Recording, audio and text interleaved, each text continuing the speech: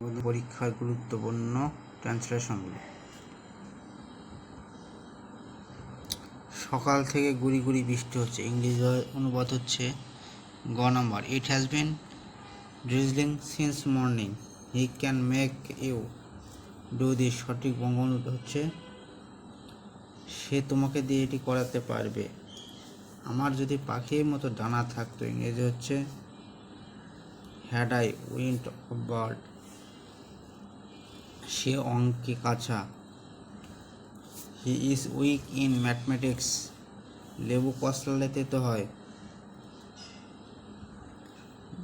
Just driven hard lose it friend. 5 number 6 আছে সাইডে।